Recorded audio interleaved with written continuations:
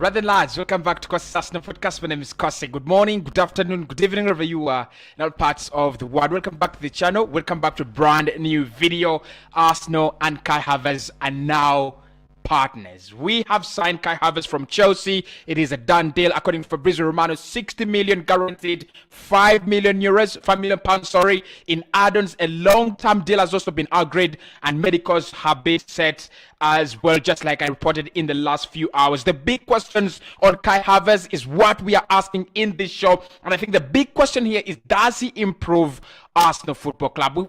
We've talked about Kai Havertz do you like him? Is he a good signing? Do you like him? Do you not like him? But I think the big question we've got to ask here is, does he improve Arsenal? Now that Arsenal have agreed a deal with Chelsea and we've also agreed a deal with Kai Havertz, does he improve Arsenal Football Club? And maybe the other questions that I've looked at that we can go through on the show is, can Arsenal improve Kai Havertz? Can we help him realize the standards, the form he hit while at Bayer Leverkusen? Chelsea, I'm surprised. Chelsea signed him for a whopping 90 million pounds. That is crazy. That is absolutely crazy. Chelsea paid up to 90 million pounds in terms of the overall package to Bayer Leverkusen to sign him. That was in 2020 in the summer. We are also talking, where does he play? We are also talking, is he the best option Arsenal could get at central attacking midfield, and central midfield as well? So I want your thoughts, I want your opinions. This is your chance to react to this one as it breaks live. There is a lot happening in terms of the Arsenal transfer window. There is a lot breaking. Argentine Timber also. I think Arsenal are very, very close on that one. But we are talking Arsenal sign Kai Havertz. Here we go from Fabrizio Romano. What are your thoughts? Is he good enough to play in the system? Do we have to change our system? Can he improve Arsenal? Because last season, I mean, everybody will have to agree with us that we were one of the best teams in Europe. Napoli, Inter Milan, Manchester City, Arsenal are in there, right? We managed to write our name on the sand as one of the best teams in Europe last campaign. So does he make us better? Does he improve us? And by improving us, I mean, does he contribute to more goals in this Arsenal side? Does he contribute to better football than we have seen already in the previous seasons? I want your thoughts there as well. But I think, listen, Arsenal signing Kai Havertz is maybe not the biggest signing. It might be not a statement signing. I don't think it is a statement signing. I don't think Arsenal have gone with Kai Havertz as you would have signed a player like maybe Mbappe or Rice. That is not the lens in which we view this story. That's not the lens in which clearly Mikel Arteta wants to look at this, but he wants to look at him as an important player. I'm looking at this one as very, very close to, very close in similarity to Arsenal signing Martin Odegaard. That is what it reminds me, because Odegaard had signed for Real Madrid at 16, and somehow his career got stuck. And everybody thought maybe he wasn't the player we all anticipated. Maybe he wasn't the player that we all thought Odegaard was going to become. Mikel Arteta trusted him. Mikel Arteta thought he was the player he always thought he was going to become. And look, Odegaard is Arsenal's captain at 24. Captain for Norway at 24, and he's Arsenal's best player last campaign. So could it be the same thing with Kai Havertz? Could Mikel Arteta turn Kai Havertz, career around? Could we see Kai Havertz turn around his career at Arsenal? Another Alexis Sanchez, another Martin Odegaard situation. Hit the like button. Let's get this one to 600 likes while we are live. I want your thoughts there in the comment box below. Kai Havertz is an Arsenal player. How are we feeling about this one? And of course, the questions in the comment box below. Does he improve Arsenal? Can Arsenal as well improve Kai Havertz under Mikel Arteta? Now, in the comment section, there is a poll ongoing, and the question that I've asked is a little bit ridiculous, but I still wanted us to see. I still wanted to see where you are with this signing after a whole week of speculation and talks, and maybe you looking at his clips and you looking at his statistics over the years. Is he world class? Do you think Kai Havertz is a world class signing? Do you think Kai Havertz is a world class player that has joined Arsenal, or you think he's just an average everyday player? Now, it's not a crime not to be. It's not a crime not to be world class. But if a player is world class, you definitely have a lot to, to gain as a club. Right, so the story has now been confirmed by the biggest journalist in terms of, transfers on the land, that Kai Havertz' first Arsenal signing as deal will be completed in the next few hours. Here we go. Arsenal first signing as deal will be completed in the next few hours. Here we go. And of course, that those few hours have now done. Are now completed, and everything has been agreed. 60 million in terms of the guaranteed fee, 5 million in terms of add-ons. Long-term deal agreed. Medical tests are already scheduled. Havertz will sign the contract this week. Documents are being prepared. Kai Havertz is an Arsenal player. Kai Havertz is an Arsenal signing. The first signing Arsenal have made in 2023. The first signing Arsenal have made in the summer of 2023 is Kai Havertz from Chelsea. 60 million. Chelsea have made a 30 million loss on Kai Havertz, and many Chelsea fans, including those that have looked at and have access to their content, are really jubilating and are really celebrating that he has actually left the club. Are they wrong? Are we right? Are they wrong that Kai Havertz is a bad player to them? And are we right that Kai Havertz is such a very, very good signing? I want your thoughts there in the comment box below. Now, let's dive into some of my big questions. One, does it improve Arsenal? Does it really improve Arsenal? Now, this one is a difficult one, but I think it's the reason as to why I included it on this show, so that you guys can get involved and get me your thoughts as well. Does Kai Havertz improve Arsenal massively? I think he does. I think he does. And that's why I've said that I see him as a new Martin Odegaard signing, where a player comes in from, wherever he has been, and he's been doubted, and he's been, probably, misbelieved. And then he comes into Arsenal under Mikel Arteta, or maybe under Arsene Wenger, and then they turn their career around, and they propel they propel Arsenal forward. You think about Alexis Sanchez. Alexis Sanchez maybe was not as a bad signing, dubbed as a bad signing as Kai Havertz, because his time at FC Barcelona, you could see those little glimpses, always, of Alexis Sanchez, and of course his playing style as well was very, very different from Kai Havertz. Kai Havertz's body language, one of the things we'll talk about in this video, might be one of the reasons why fans are not actually very, very popular with him, or is not a popular name with the fans, because at times he gives you those Mesut Ozil vibes. He's one of those players that will show that they even do not care. At times they will not make that run for the team when they need to make it. At times when a pass is slightly overweight, and they can get there if they can put in that extra effort. Kai Havertz is not that kind of guy. Lazy, smart, and doesn't want to take the initiative. He gives you that kind of vibe.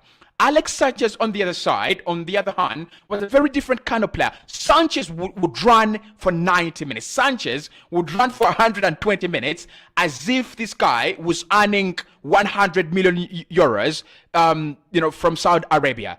That was his profile. And that's why I think he was popular as a signing under Arsene Wenger, and why he was popular as a signing when Arsenal signed him, and many fans actually loved him. Kai Havertz is not that, but I think he's got the ability to improve Arsenal, because the qualities he brings to the side are ones that we do not have in any other player, or we have in one player and we need them in two. Now, this season, Xhaka has has managed 7 goals and 7 assists in the Premier League. That's quite all right, in my opinion. That's quite okay. I don't think anyone's gonna go, Xhaka had a very, very poor season. But the reason why I think Kai Havertz actually improves us is if Kai Havertz scored 7 goals in a season, everyone will be talking about it. Everyone will be questioning why he's scoring 7 goals, yet he's a £90 million signing initially for Chelsea, and now he's a £60 million signing for Arsenal. And that is why I think the intrinsic value of this signing is not how he's done at Chelsea. The intrinsic value of this signing is what he brings to Arsenal.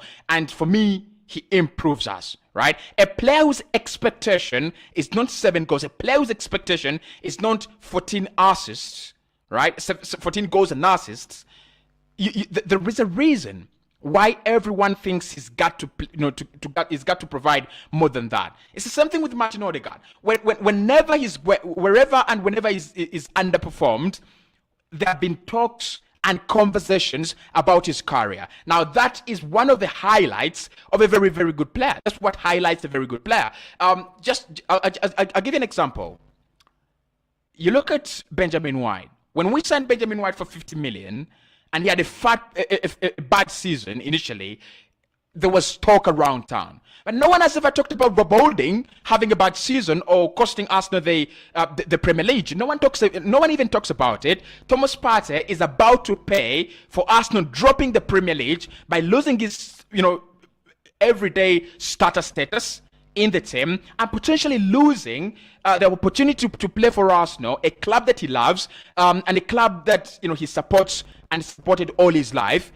But Rob Holding potentially could stay at Arsenal. So that is what I'm talking about. I'm thinking if you are a good player, you're liable to criticism. You will be criticized. And for me, whenever a player is not criticized, or whenever a player is just given a lot of praise due to mediocre, after a mediocre performance or after a couple of, mediocre performances, that player is not good enough to be at a club the level of Arsenal, especially now that we're back in the UCL after 7 years, especially now that we are back in contention to win the Premier League after 15 plus years. And that's why I think that if we put Kai Havertz in that midfield alongside Martin Odegaard, he's going to be a much better addition. He's going to be a much better addition than Granit Xhaka. We all have praised Xhaka for 7 goals and 7 assists. That's not bad. I don't think that is bad. I really don't think. But to be honest, is there anyone in the world who thinks that Xhaka will score 10, 15 goals for Arsenal in any campaign? Is there anyone? No one. Right? No one is going to hold Xhaka accountable that why is Xhaka not scoring 15 goals? But the position where we have deployed him this season is a position where players like Ike Gundogan, who are winning silverware for Manchester City by scoring goals again, are playing. It's a position where the likes of Kevin De Bruyne are playing. It's a position where the likes of Bruno Fernandes, are being deployed, and they are absolutely providing huge numbers in terms of goals and assists. So that's for me the point I have with Kai Havertz. He might not be the best player to put in that position. There might have been a couple of others. Like I said, I can think of many, right? I can really think of many. But the attacking midfield, stroke CM, stroke CAM, I think Kai Havertz, fits into that role very well. I think we've done a very, very good work, a very, very good job in terms of scouting, in terms of identifying the player, and also in terms of getting the deal done. The window opened on the 14th of June, and it is 7 days into the window. 1 week into the window, we have done our first signing, and it is Kai Havertz. So for me, he improves Arsenal, and I'm going to get to your thoughts there, but I think he improves Arsenal in that sense. More goals, more assists, right?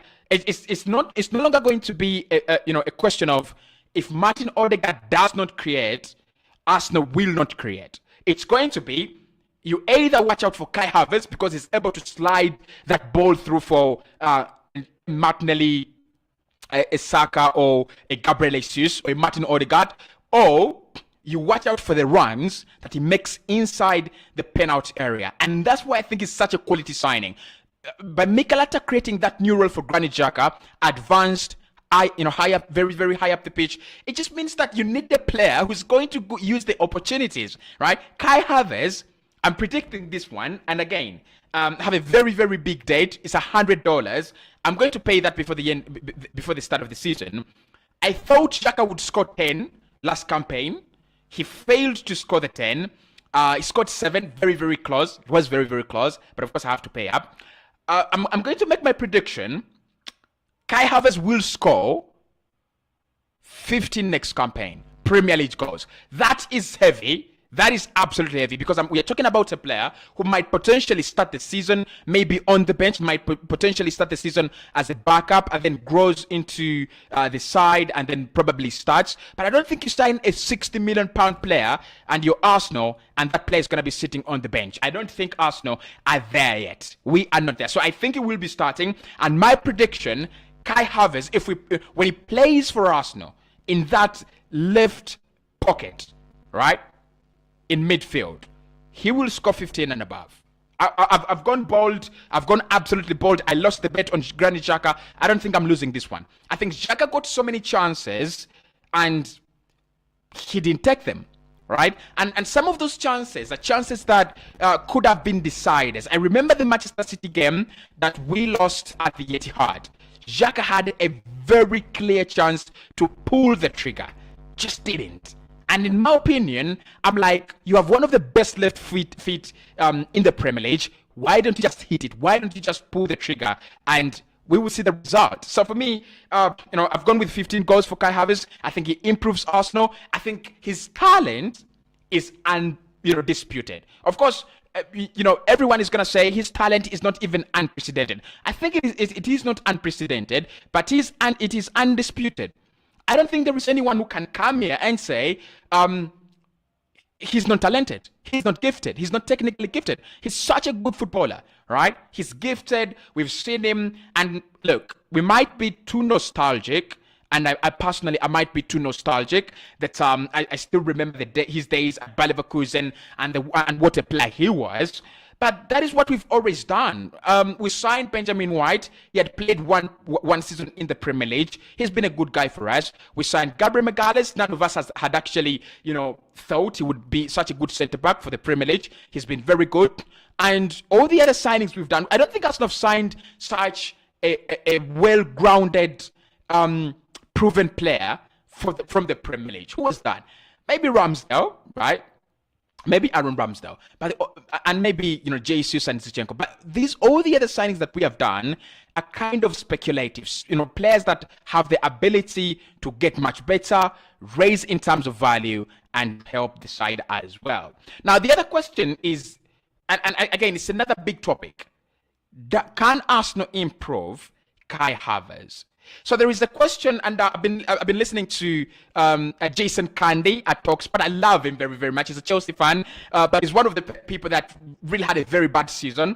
And of course, when your team has a bad season and you Spurs and Chelsea, I'm going to fall in love with you as a content creator because you're always going to be ranting and you're going to have a very, very hard time recording your videos. So Jason Candy has been giving his perspective on Kai Havertz, and he says that he goes missing.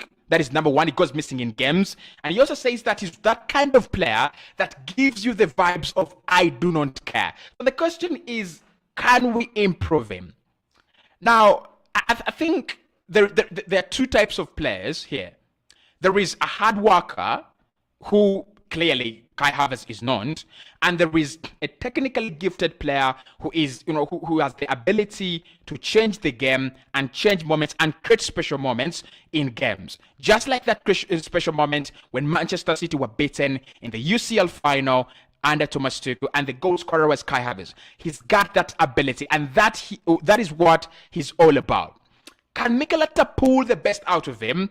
I mean, we've got to give Mikel the benefit of the doubt.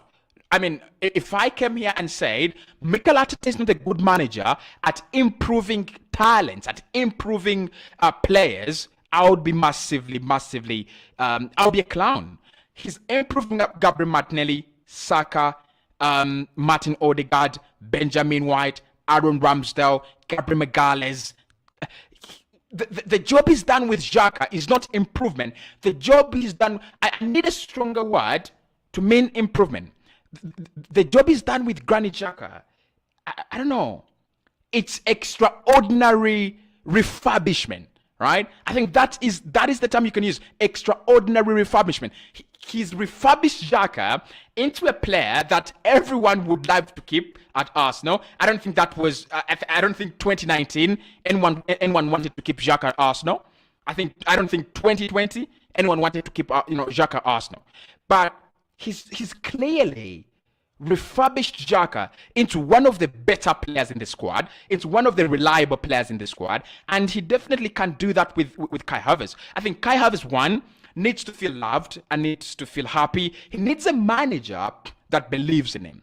At Chelsea, he was signed by, big Frank Lampard. Then Thomas Tuchel came in, and Thomas Tuchel clearly believed and understood him. Yeah, fellow countryman, you've got to give him the benefit of the doubt. But I think that is what young players need. And we've talked about it on this channel for like the last 5 years. You need to talk about, as a young player, you need your manager to back you. You need your manager to stand by you. You need your manager to believe in you. You need your manager to, hold your back and hold your hand. And that is why the likes of Saka, Gabriel Martinelli are all thriving. Look at Odegaard. Look at the backing he's got from Mikel Arteta. There is no reason in the world Odegaard will never perform well for Arsenal. Yeah, he will have a bad season, 1 or 2 probably, but there is no reason why he will fail at Arsenal. The manager has signed you after half a season, and then he's given you, captaincy. He's given you the leadership role, and you're the team leader. How much more do we have to ask Mikel Arteta to trust young talents? So for me, he's such a wonderful manager when it comes to transferring players. And I think he's looked at Kai Havertz, and he understands exactly what Kai Havertz needs. He understands exactly where he's going to play Kai Havertz and why he's not worked out at Chelsea. And I'll tell you why Kai Havertz has not worked out Chelsea. Not because he's been playing as a striker. It's because all the managers that have been there have actually not used him in the right way, apart from Thomas Tuchel. He's the only manager that tried to understand the basic principles of Kai Havertz and his game and try to use him in the right way. The rest of the managers, especially Graham Potter, have done more harm than good to his career. For me, I still think if you play him, as a 10, if you play him as an 8, you massively benefit from him as a player. If you play him in those advanced positions, right, not too high as a striker and not too deep as a deep line midfielder. So he floats and oscillates between those spaces, right? And look, I think anyone should have watched the manual of how he was operating at Bayer Leverkusen, and anyone should have told you he's definitely this kind of, this type of striker. I think what happened with Chelsea, and this is this was very unfortunate, is you look at Chelsea and their history of signings in terms of strikers, they have not been awful. They have been absolutely embarrassing. Like, they've been total rubbish when it comes to signing strikers. So Kai Havertz finds himself in a Chelsea side where he's got to play behind Romelu Lukaku, or potentially behind Pierre-Emerick Aubameyang. Romelu Lukaku is the worst signing ever Chelsea probably have ever made as a striker, and Pierre-Emerick Aubameyang is closely following Romelu Lukaku as one of the worst signings ever. One of them could be the worst signing. So because the two strikers that Chelsea brought in have not worked out, because the two strikers that Chelsea have signed have not worked out, Kai Havertz has then been pushed further forward into that number 9 role, and then he's been pinned in there as a lone striker, and it has actually not worked out. But then we've also got to answer this question. Do Chelsea really create enough? Have Chelsea created enough chances for Kai Havertz? Yes, they do have, a couple of, chances created. They had a very, very good XG with Graham Potter. It doesn't mean Kai Havertz was missing all these chances, and definitely it doesn't mean that they had very many quality chances into the feet of Kai Havertz. Okay, so the fact that Chelsea fans think he's a striker, and if he doesn't score goals, he doesn't have any merit credit and advantage in the bank. For me, it's absolutely wrong. He's a player with a heavy talent, huge talent, with a lot of credit in the bank. So for me, those are the two big questions. Where does he play? Does he go missing? And all these ones we'll be answering as I enter into the comment box. But those are the two big questions that I wanted us to dive into with Kai Havertz. With regards to Kai Havertz, is he world class? Probably I've not talked about that. Is he world class?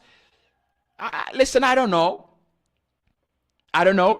This is perspective, right? This might be perspective. As a talent, I think he's world class. I think he's got the ability to become world class. The past 3 seasons do not anywhere in the world say that he's world class. The 3 seasons he spent at Chelsea do not show anywhere that he is world class. But I know many Arsenal fans would take him during his time at Bayer Leverkusen. I still know that many Arsenal fans would take him if he had not messed up at Chelsea big time. So, world class, there is potential, right? There is potential. I think he's just entering his prime, okay? Okay, he has arrived in his prime, because as an attacking midfielder, 24, 25, 26, 27, 28, 29, that is when you've got to play your football, right? Unless your career has been hit with injuries and things like that. But if your career is not hit with injuries, 24 is your peak. That is when you've got to play the best football of your life. And I think Kai Havertz has now got to raise his standards. There are questions that are going to be asked right from signing him until he either proves worthy or unworthy of the love that Arsenal fans are going to give him. There is no question about that, right? So he's now got to raise his levels. He's gotten the rescue from a manager in Mikel Arteta who owes him nothing. And he's also going to be under a lot of pressure because with Mikel Arteta, he's never signed a world-class player. Mikel has never signed a world-class player, but he's made a couple of players potential world-class, prospects. You think about Martinelli, you think about Saka, you think about Odegaard, you think about Xhaka. Maybe Xhaka not world-class, but massively much better. But he's made so many players into that status where everyone says if he continues on that road, if he continues down that path, he's going to be such a beast. He's going to be such a world-class player. And Saka's already been dubbed world-class by a few pundits who feel he's already achieved that status, who feel he's already there, up with a world-class player. So is he world-class? In my opinion, no, not world-class, but the potential is there, right? If the world is hyping Gavi, if the world is hyping, Rice, then Kai Havertz definitely has a seat among the best players of this young generation and the next generation of midfielders and footballers as well. Continue hitting the like button, subscribe to the podcast as well. Kai Havertz is an Arsenal player. He has signed his deal. He has agreed to his deal. Chelsea and Arsenal have also agreed to his deal. And Fabrizio Romano has definitely gone. Here we go. Right. Hit the like button, guys. Hit the like button. Let's see what you people are saying in the chat and also on the poll. So 144 people have voted already. And 77 are saying Kai Havertz is a world-class player. Right. I mean, that is not bad. I wouldn't really say that is bad. I wouldn't say that is bad. It's quite positive, right? It's really, really quite very, very positive. So many people think Kai Havertz is such a very, very good signing. That's what people are saying in the chat. Let's see what people are saying in the chat. Sanchez says people are really saying he's world class. Look, I wouldn't say he's world class. I really wouldn't say he's world class. But the one thing I can take away from him is that he's got the potential. Look, how many players have we seen go for high fees just like Kai Havertz and they have not worked out? But the moment a club signs you for 90 million, of course, Chelsea might not be that cautious in the transfer market. But the fact that they've spent 90 million on you, let's look at 90 million signings in the last maybe seasons. You have Kai Havertz, you have Romelu Lukaku, who had massively done very well at Inter Milan. You had you have I think you have Jadon Sancho, who was blowing it up at Borussia Dortmund. You have Anthony, who clearly is a very good signing. From Ajax, who was such a very good player. You have Jude Bellingham, who's such a very good midfielder. You have Aurelien Tchouameni, who's such a very good midfielder as well. So I think Kai Havertz is in that bracket, right? I would mention Bellingham and I would mention Kai Havertz. And many people would say no, probably no, but I think he is in that bracket of potential world-class players. Akode says he is not a world-class player to me. Nedu says Cossy, for me, I'm so happy he signs for us. Thank you so much. Koroma says, well, Kai at Arsenal, hope you perform to the project you've been bought for, says Edward. Miro says, let's see what Miro says. Miro says we need more signings like Declan Rice. I hope we finish that one too soon. I think Rice will get done. I think Arsenal just don't want to be bullied into that deal. Arsenal just don't want to be bullied into that deal, but it's a deal that we will definitely do very, very quickly. Kagwa says, Cossy, I thank you for this live. It's really, really it's really, really changing my life. Okay, thank you so much. Okomo says, let's pray. Let Partey not leave Arsenal. That will be. I just don't understand, guys. Just don't understand. If I get anything about why Thomas Partey is being pushed, because it doesn't make any sense to say that Partey is willingly leaving Arsenal. But if I get anything, I'll tell you. I will tell you, right? Bimis says, I'm telling you, when it comes to Arteta and Edu, I don't doubt. Can you remember Ramsdale? Yeah, I mean, all of us didn't have enough information to back up Ramsdale. So what we did, we hated the signing. And I still don't think Ramsdale is Andre Onana. I don't think Ramsdale is the levels of Andre Onana. But he's progressing well as a signing. He's done very, very well. And the fact that he's signing his new deal, it's going to compel him as a player to even be much better. And the fact that we are signing players like Julian Timber, the fact that we're signing players like Declan Rice, it just allows, Ramsdale that extra bit of time to, look at himself and go, if this is the team I'm playing right behind, I have to be such a better player. Tony says we should not lose Partey. Without him, the game might be boring. And Morris says, I'm happy to have him at Arsenal. Let's finish the other deals chap. I think, listen, I think Rice is an interesting one to keep an eye on. The Julian Timber one is also an interesting one to keep your eyes on as well. Because the Julian Timber deal for me, it's such an easy deal. I don't know if I just have the vibes of, new signings because now Havertz is done. But